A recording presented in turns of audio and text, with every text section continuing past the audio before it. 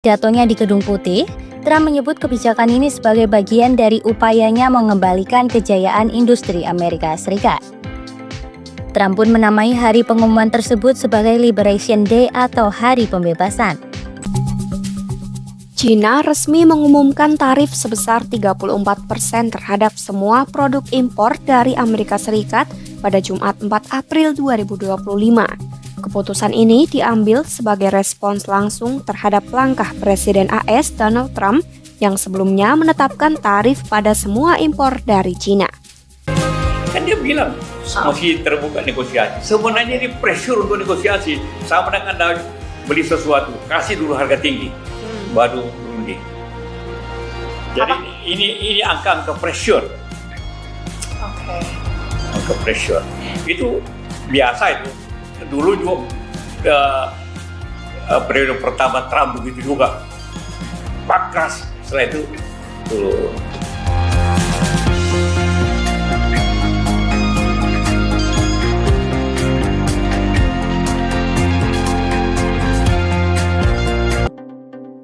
Juru bicara Kementerian Luar Negeri China Guo Jiakun menyatakan, tarif baru yang diterapkan Amerika Serikat melanggar aturan WTO dan merusak sistem perdagangan multilateral. Guo menambahkan, kenaikan tarif sepihak Amerika Serikat jelas merugikan kepentingan bersama semua negara dan tidak membantu menyelesaikan masalah Amerika Serikat sendiri. Guo pun menegaskan, China akan mengambil tindakan yang diperlukan untuk menentang tarif baru Amerika Serikat dan melindungi kepentingannya yang sah. 美方打着对等的幌子，对包括 multilateral. China dengan tegas menolak tarif timbal balik Amerika Serikat. China dengan tegas menolak tarif timbal balik Amerika Serikat yang diumumkan oleh Presiden Donald Trump. Juru bicara Kementerian Luar Negeri China Guo Jiakun menyatakan, tarif baru yang diterapkan Amerika Serikat melanggar aturan WTO dan merusak sistem perdagangan multilateral. Guo menambahkan, kenaikan tarif sepihak Amerika Serikat jelas merugikan kepentingan bersama semua negara dan tidak membantu menyelesaikan masalah Amerika Serikat sendiri. Guo pun menegaskan, China akan mengambil tindakan yang diperlukan untuk menentang tarif baru Amerika Serikat dan melindungi kepentingannya yang sah.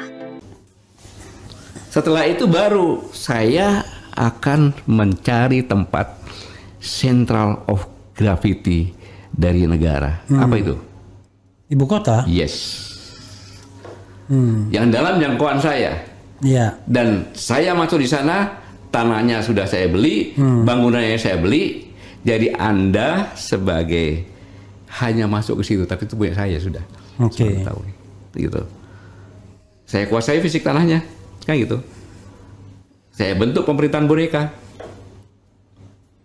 Solve kan agresi saya? Solve nggak? Karena akses strategi saya sudah saya kuasai, baik itu ekonomi, politik, pertahanan. Bahkan budaya dan sosial budaya. Iya.